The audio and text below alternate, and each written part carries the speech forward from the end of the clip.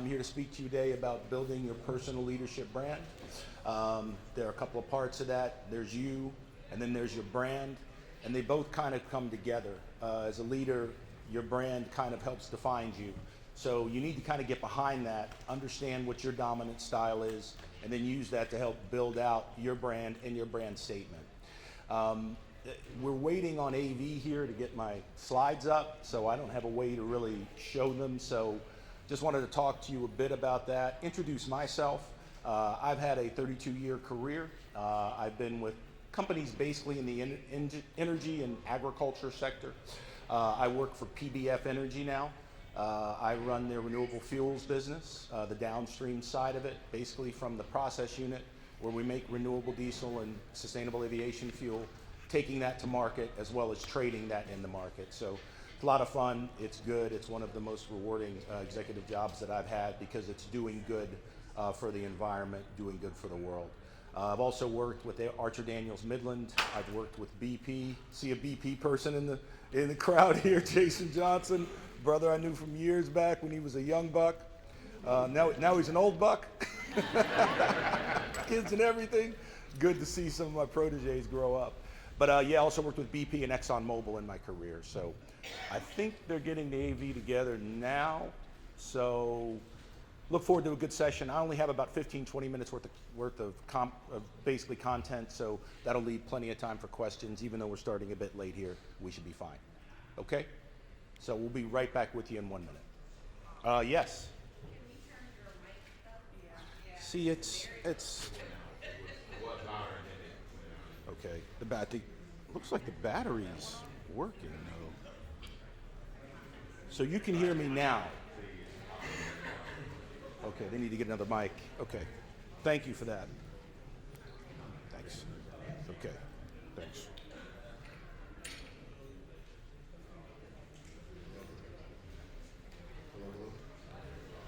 Oh, I think this one works. I think this is good. Okay.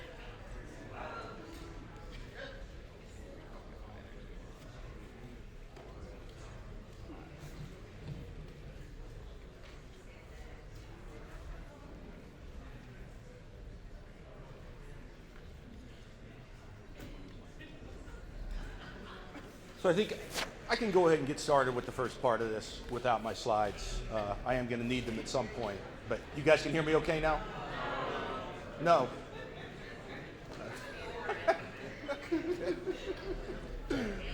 Talk about janky.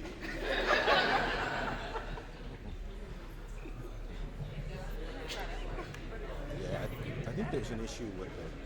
Is it? Yeah, I got you. No, it was on. I had it on. I turned it back off. Yeah, yeah. Can you hear me now? That's what I'm saying. Check. No, but I mean, okay. You want me to keep it right like this?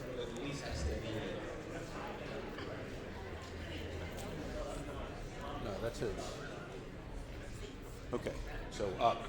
Just keep it up. Yes. Your slides to refer to? Yes.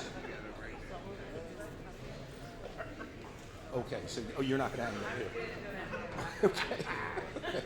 All right.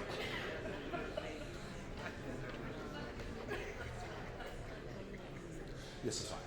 I can just control it here. Okay. Everybody can hear me now? Okay, good.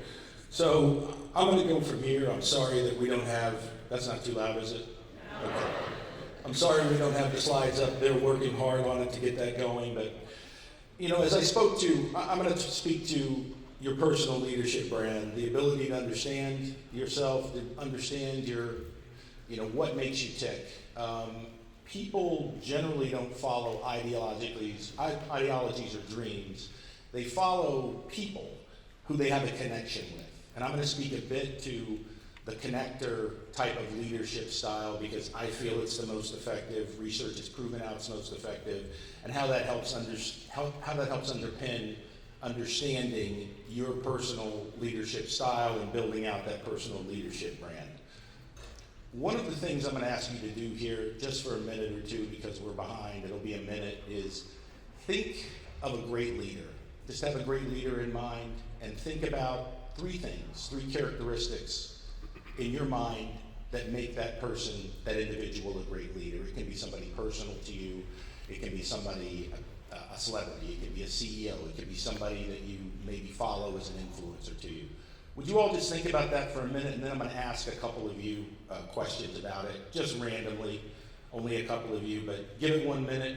We'll go silent here, and then I'll come back and ask a couple of questions, and we'll go forward, okay?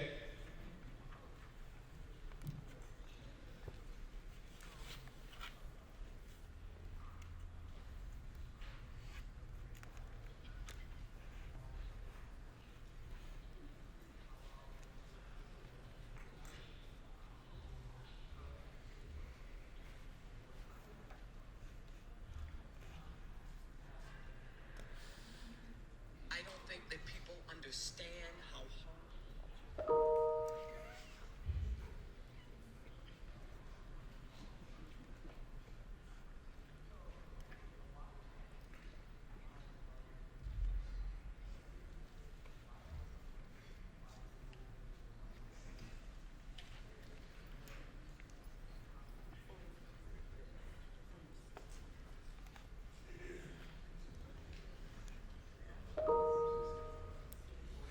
Okay, so quickly, I'm just going to take a couple of people here.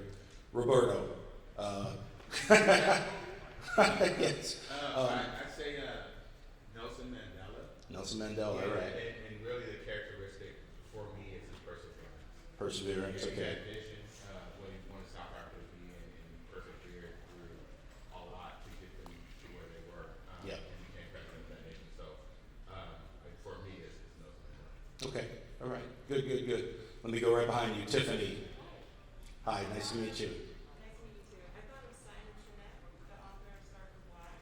Yes. And I think he's a great leader because he gives information away that Okay. you could actually take with you and do like action.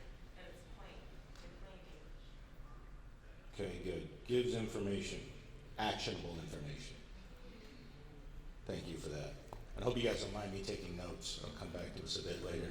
Maya, how about you? I noticed that they are doing big leaders. I might have misunderstood the assignment. No, no, no. Oh, okay. 'Cause I thought, Not at all. Okay, I thought of a former leader, and so my word was compassion. So Okay. But a leader personal to you. But the word is that they were compassionate. That's the characteristic. Okay. Just wanted to be sure. Okay, I'm going to ask for one more. But I can't see. Lamont. My dad, clear and direct approach. Clear, clarity, very direct. Okay, when I look back at those, perseverance, gives actionable information, compassion, and clarity.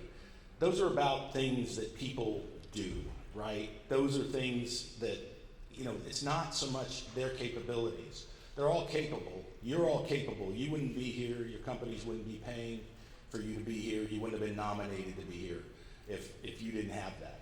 But it's about those skills, and all of those things that were described are connector type of skills. So I'm going to speak to this a bit more. Thank you. Okay, hopefully this will be a little bit better and you can see where I'm going with this. Yeah, so this was the question and those were the qualities. But it has to do with those qualities, and those that tend to have connector type skills are those that are people that you want to follow. They're people you want to admire. They inspire. So that's where you want to get to, is you want to be inspirational, even in a little bit of a way. You want people to follow you and follow that direction. It's not so much about your capabilities. Yes? Oh yeah, thank you. So I'm going to move forward here. So, yes, this came across a little messed up, but anyway, but you can see the idea here is competencies and connectors. The competencies are licensed to operate. Wouldn't be in a room without them. Intellect, expertise, knowledge, you can come up with a whole bunch of others. Not going to spend time on that. You guys are already experts there. It's about those connector skills, you know, leadership, values, and trust. We're going to come back to trust a little bit because one of the things that connectors spend a lot of time is working and imbuing trust relative to those who they're leading, who they're coaching, those they're managing up to. It's absolutely critical to developing a good connector skill set. You know, there's going to be a couple of pieces of this. We're going to talk about this here. I was going to send some pre-workout, but I didn't think everybody's busy before they get here. It doesn't make sense. It's more going to be a bit of a homework assignment. But what I'm going to walk you through is my personal brand statement, how I got to it, and then we're going to go through a little bit of an exercise that kind of outlines some tenets of a little statement that helps you work towards building out that personal brand statement. Again, it's based upon connector competencies. And I'm going to give you some offline resources as part of the slides. I'm going to make sure that you're all sent these in order to work offline, and I will be available to you. I make that commitment as an ELC member. I was admitted into the class of 2020. I will make that commitment. Anybody here, everybody in the room, you connect with me, I will come back to you. I will make time for you. And I mean that. So moving forward here, it's, you know, when you look at your leadership, it's not what you do, it's who you are, and it's how you go about doing it. It goes to that connector side of it, not so much the competencies. One of the best ways to do this is to think about your view on what makes a good leader. That's why I had you guys think about that.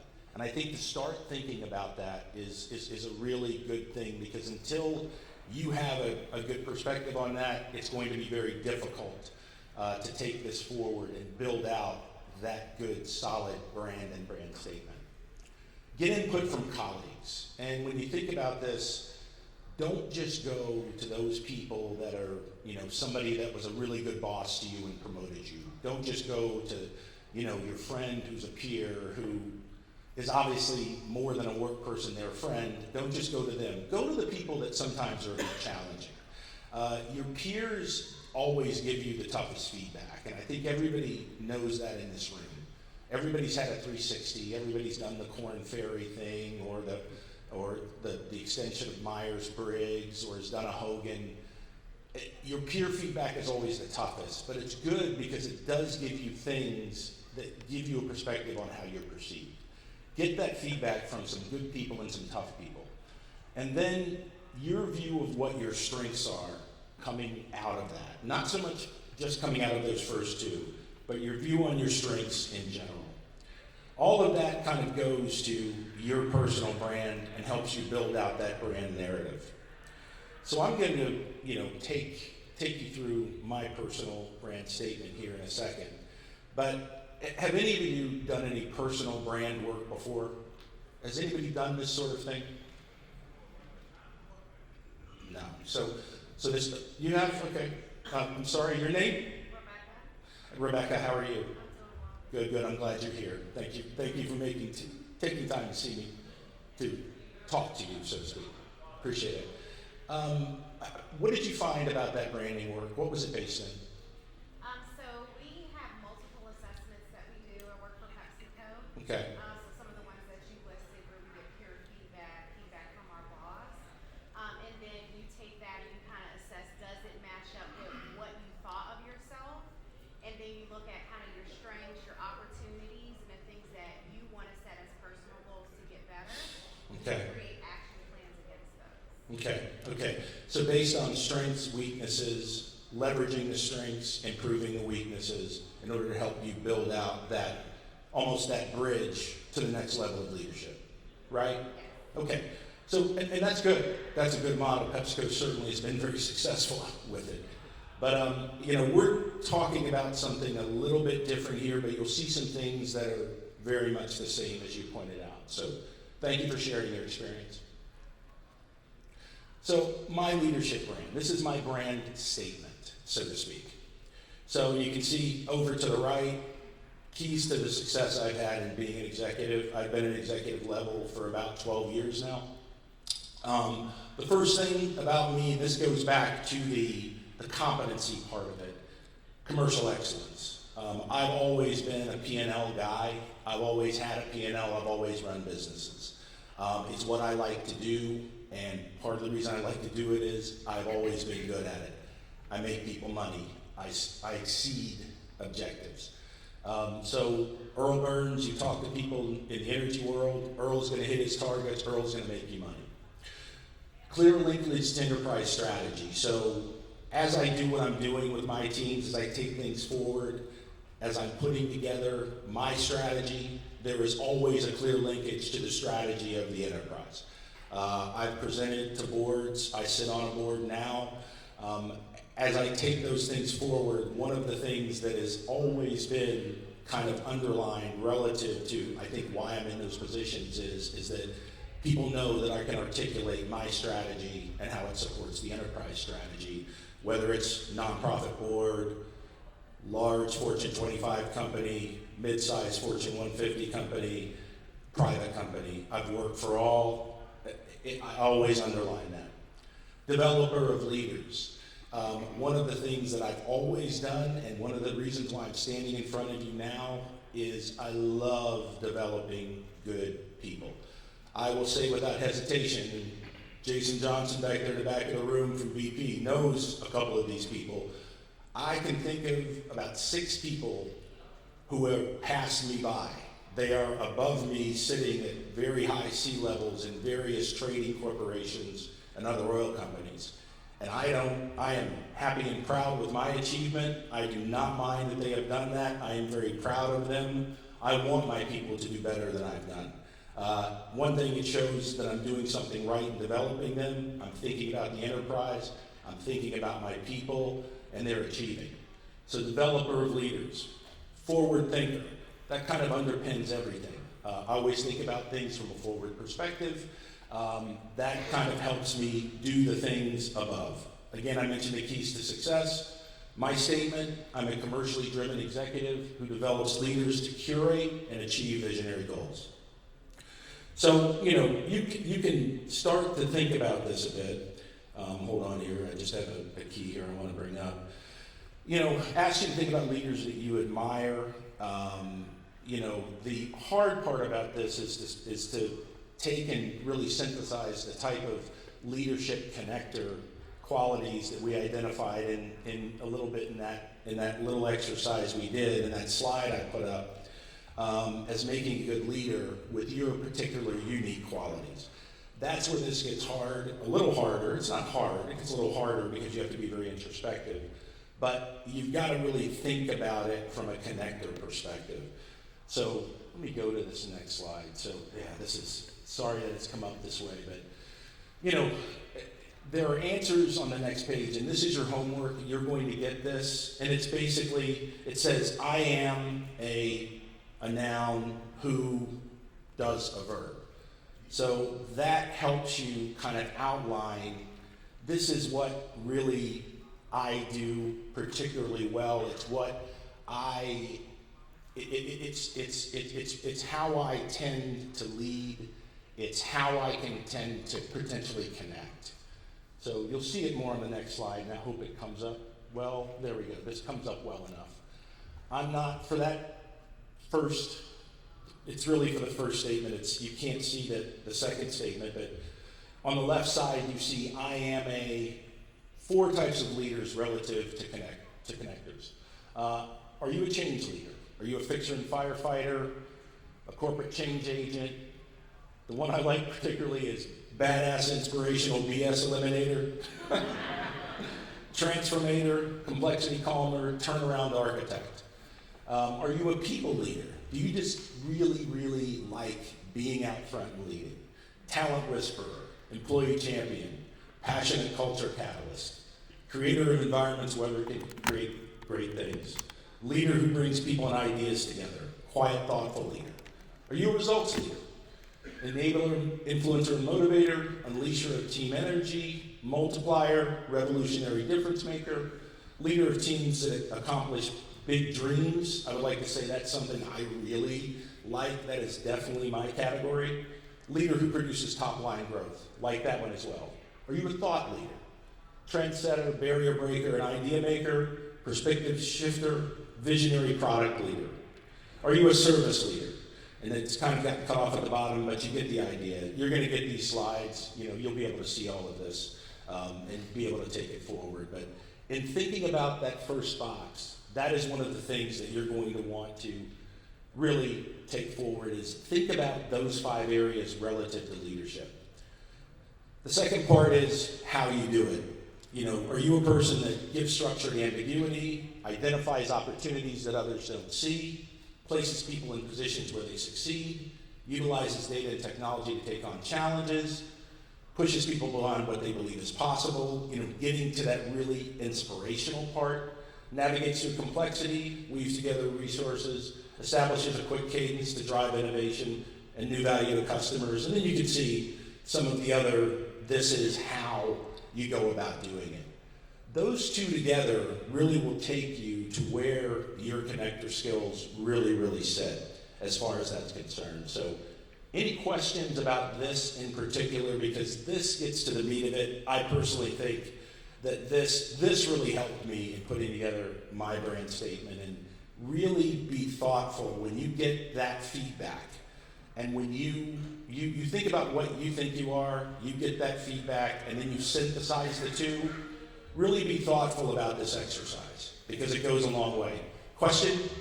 Yeah, the types of leaders on the left, are they mutually exclusive? Not necessarily. Not necessarily, and that's a very good point. There's definitely a level of overlap. I think this is just, it's a bit of a generality. That's the best way to look at it. I mean, look, it's okay to be, several. It's okay to overlap. It's fine. And that's a really good point. Don't think of these as pillars that I've got to be X, Y, or Z. It's okay to overlap. Any other questions? So one of the things that, and again, you're going to get these slides. I really, really do ask you, work that statement and feel free to come back to me. And I do really mean that. I know there's a lot of people in this room, I don't care. It's very important. There are a couple of senior executives. One of them wasn't here. They're not here this year. I believe that they were 2019, but somebody very involved in ELC, a couple of people, one person that sits on the board who did this for me. And it's one of the reasons why I've been successful. I'm going to pay it forward. I will give you whatever feedback you want. And like I said, I really mean that. So one of the last things, I want to go back to this trust thing that I spoke about. And okay, trust, everybody throws it out, whatever, trust. Well, relative to connector skills, connectors really put time and effort into cultivating trust. Developing that ability to flex your leadership style can help to build the trust bridge. Now, this is a tricky one because flexing, and I'm going to tell you the God's honest truth, I had a very hard time with this. I came back from a role in London where a company had sent me. I had been over there running a large trading book, extremely successful, came back, kind of had a style that had worked. We were absolutely killing it, lost a couple of traders, I replaced them with other traders, get them trained up, and we made money. And I came back to the States in a bigger job, and it just was really strange. Like it was hard. We were achieving results, but everything felt like, a visit to the dentist for a root canal. And I'm just kind of like, it was kind of trippy in a way, right? I was like, why isn't this working? It just seems hard. And there was a lady, and I'll tell you her name. She's done work for ELC, Trudy Bourgeois. She is excellent. She just sold her business to, I believe, to Essence. If you ever get a chance to meet her, she is tip top. I mean, literally, she helped, I don't mean to get emotional, she helped save my career. Because there were things I was missing, and she really pounded me with this, is you have to flex. It's not giving up who you are. It's understanding and building trust by meeting somebody on a level that they understand. So this could be a whole session in and of itself.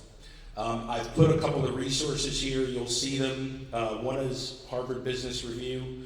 I think you could, if you don't have a subscription, you can access it 3 times. So I recommend you print it, or you access it through different IP addresses. You can do that too.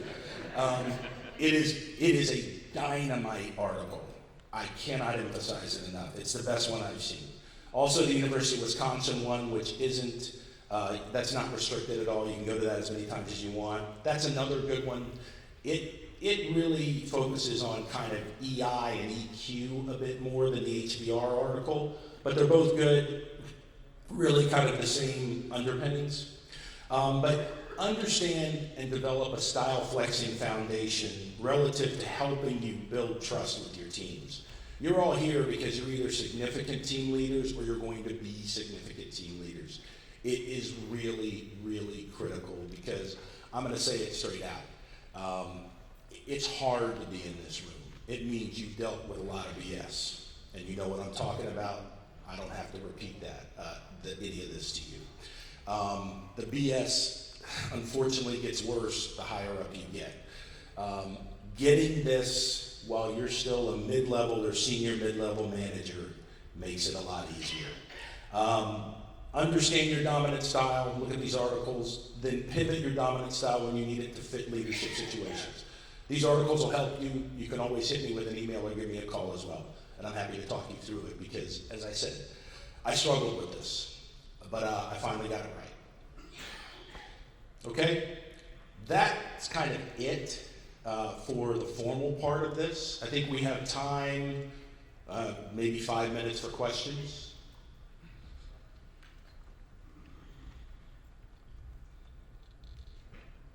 Anybody? Yes, go right ahead. I guess my question would be for me, manager, what would be your recommendation dealing with managing people who are tenured than you, older, and things of that nature, and developing that style in the midst of dealing with some of the BS and trying to navigate whatever. Yeah. I mean, that's a tough one. I mean, I think of the first role I had in managing a team, an experienced team. I mean, I was half the age of the people I was leading, and that's no fun. Particularly, quite frankly, when you're black, and you're the first black man, you're the first black person I've ever worked with, let alone worked for. So what I would do is you wouldn't be in the role unless you were a subject matter expert, and this is one of the things that those competencies actually come in really important. You convince them of the competencies without being overbearing. Somebody else put you in the role. This role happened in a room that you weren't in, and they weren't in either. So make sure that they understand your competencies, but they understand them at their level, right? I mean, try to create a connection in that way. You know, I keep going back to connector, but that's the best way. That's what worked for me. I had 2 roles like that as a young leader, both as a first-time leader, and then in actually a role right after that, where they moved me somewhere else where I was dealing with people that were just from like another planet, another era, but I was successful in both of them because of that, emphasizing that. That said, I think it's important to have somewhere to share those experiences and someone else to speak to about those challenges. That's what things like ELC, the people you meet at MLMS. So I attended MLMS twice. I attended once with the company I worked with, Jason, for BP, and I attended once with Phillips 66. And I met people that I still talk to this day as their careers have progressed. Use whatever networks you have. I know there are a lot of people in this room that may be members of National Black MBA Association. I don't know why they put the timing of this and that together, that convention together, because I think that was just like last week. It's hard to do both, but I'm a member of both. Use those networks to share those experiences because those experiences are important. The last thing I'll say in answering your question is relative to mentors. I guess I'm going to be careful in how I say this. If you can find a a mentor who truly understands, I think the term woke is used way too much, but if you can find a mentor who's from the advantaged group, who understands that's important too. I mean, I have one of those who has just been, who truly says, it's hard for you. I wouldn't want to be you. But they get it because they can also give you thoughts and ideas that really helped me in the second situation. Hope that was helpful enough. I know it was a lot, but you had one? Yes, I did. My question is about how, it's a two-part question. How frequently can you tweak your brand and still stay true to the core or mission statement of what your brand represents? Mm-hmm. And how does that apply in a global context when you're working in an organization where you have people from different regions of the world, London, like you used that example, Yeah. and maybe Australia or Japan? How do you have like a brand that encompasses thinking about those different regions? Yeah, so that I heard you correctly, you first asked, how often can you tweak your brand to remain relevant? To remain relevant as a leader, I guess that's what you're saying, right? Relevant as a leader, and then secondly, in a global context, global organization, how does that brand apply where you may have cultural differences, et cetera? Okay, so the first part of it is that, yeah, I mean, I think that's why you need to be very thoughtful about the exercise, is because the core tenets of your brand, what underpins it, and that's why the connector competencies, you're going to see other models. The lady over here spoke to PepsiCo's model. It's a bit different. The connector competencies pretty much apply anywhere. They apply across every culture. They may be a bit different, but generally somebody that works in a multinational setting, a multinational corporation setting, generally there's a norm. There's been a norming, if you look at the corporate settings globally, that they'll generally apply. So your brand, to me, put a lot of thought into putting it together. You can tweak around the edges relative to it. Again, a lot of the types of leaders, they're not mutually exclusive.